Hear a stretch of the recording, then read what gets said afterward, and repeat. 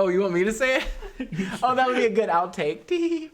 Hello, friends, fellow artists, and Art League family. This is William McMahon here. I'm going to be taking the lip rendering that you saw a moment ago and showing you how to transform it into this in the art of drawing human lips from Straight On Part 2. Hope you enjoy it.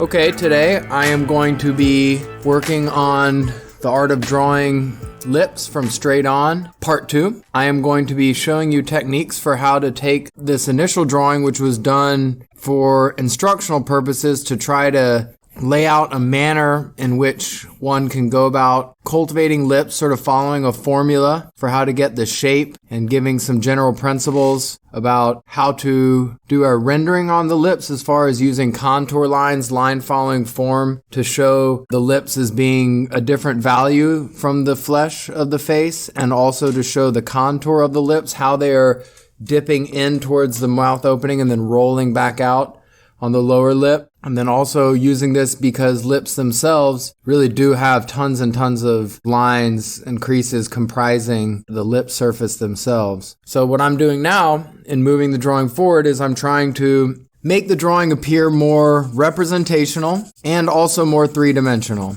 So I'm going to be pushing my values, softening the drawing in some areas, making my transitions a little bit smoother. And when I talk about pushing my values, in order to make a drawing appear the most three-dimensional, and in many ways striking, what one is going to strive to do is create a range of values from rich black to bright white with a whole spectrum of grays in the middle there.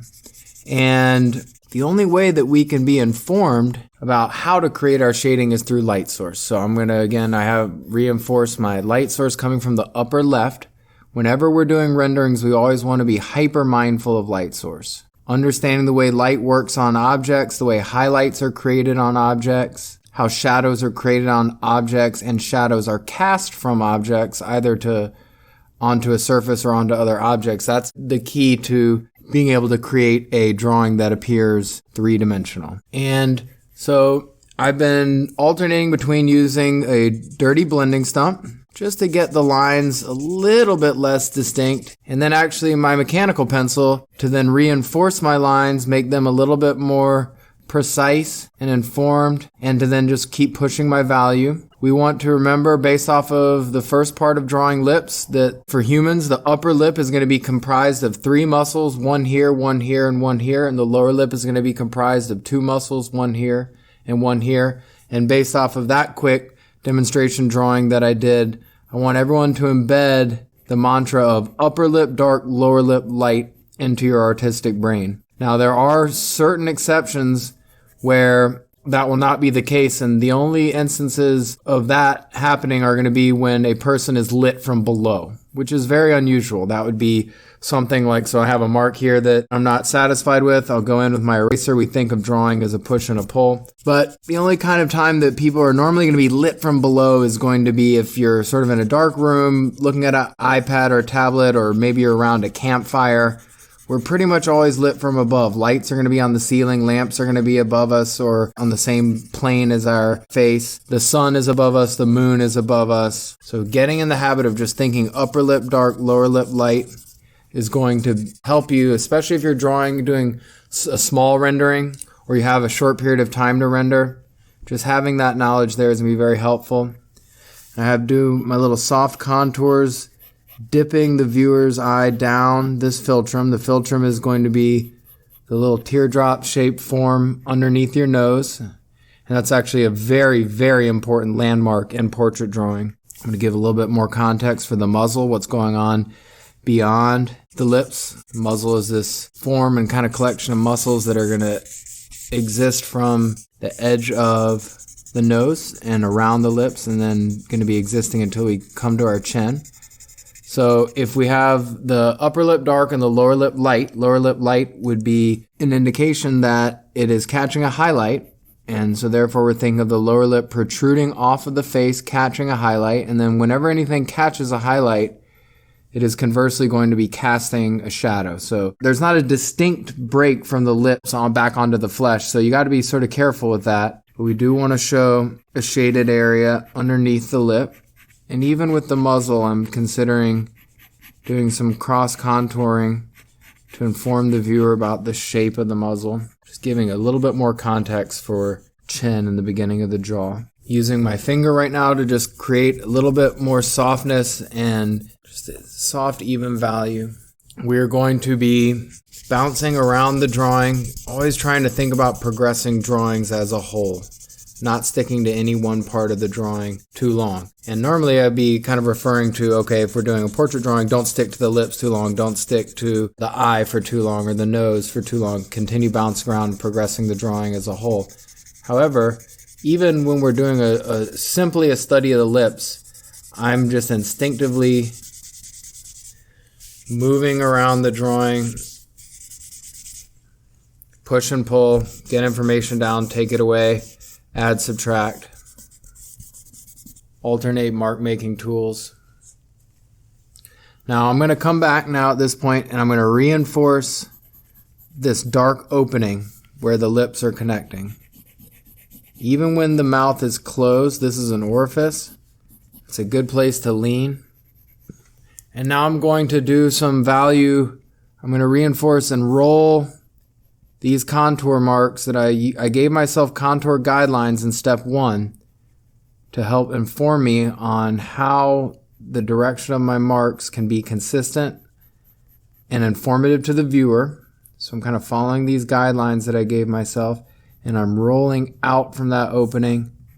And then I'm also going to be reinforcing up here, push and pull, trying to tuck the viewer kind of into this opening. Roll them out of that. So by going and reinforcing, I'm trying to show that there's a little bit of a cast shadow from the upper lip onto the lower lip. I have my light source in the upper left, so I'm going to have my highlight concentrated a little bit more on the left side of the lower lip. And speaking of highlights, lips are often going to have a very thin but distinct highlight just above the upper lip. So if we're doing a little bit of more blending work later, that would be a spot where I would likely want to go in and use my Tombow Mono Zero eraser for very distinct erasures and highlights, reductive marks. The kneaded eraser is going to be a great tool for soft removal of value. And again, whenever I'm using my mechanical pencil, I'm mindful of the direction of my mark and how that can inform the viewer. And then if it's too much, then I'll soften it back down through erasing, through my blending stump, through going back on top of it with a more dull mark making tool.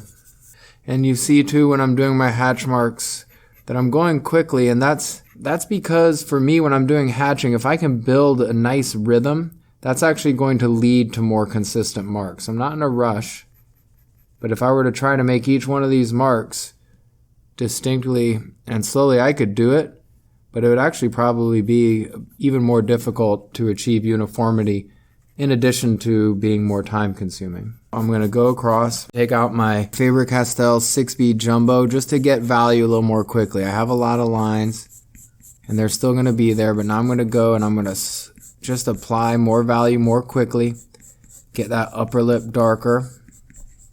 Here's this muscle here, this third muscle puckering forward, sometimes catching a little highlight on it.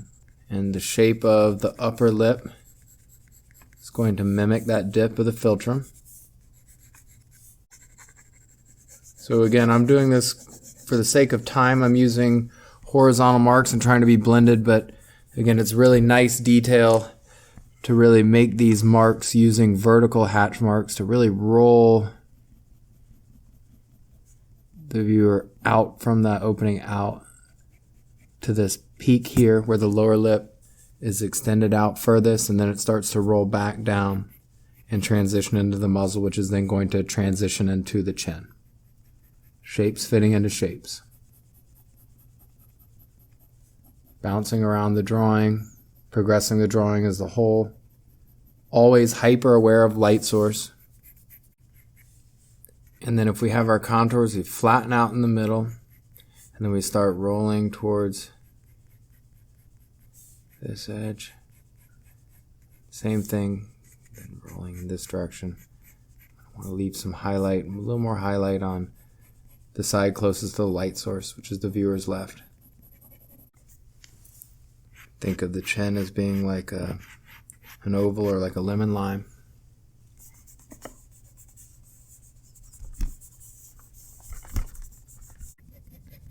I'm going to come put a few more reinforcing lines, push my value just a little bit more. Then I'm going to go in with my Tombow and do my final hits with that for this drawing. Just a little bit too much value built up there. Come through with my Tombow. Get rid of these lines here. There is no lines around the Filcham, just dip and then rise, then highlight if I can. So now I'm really doing some reductive hatch marks with the Tombow. Come through, a little highlight there. Try to show that highlight just above the upper lip, particularly on the side closest to the light source. Those highlights are a little too distinct. Come through, some more distinct crisp highlights on the lips. Lips are going to be not quite so much as the eye, but also in that same family in terms of being wet and reflective. Soften down into those original marks that I had showcasing where the muscles are existing. I hope that this video has been informative and entertaining. Really appreciate you spending the time checking it out. Please consider subscribing to our YouTube channel, Art League Online.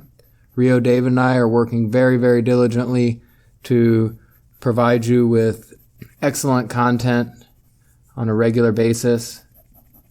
Scott Merrill has also been doing a fantastic job, and we're going to be bringing you new videos by new artists. We're very appreciative of any likes or comments, so please consider doing so. And thank you again so much for checking out the video. I really appreciate it.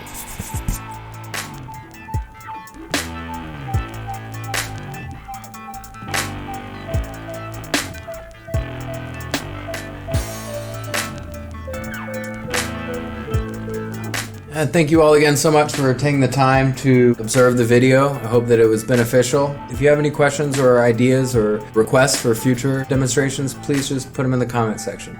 Thanks so much.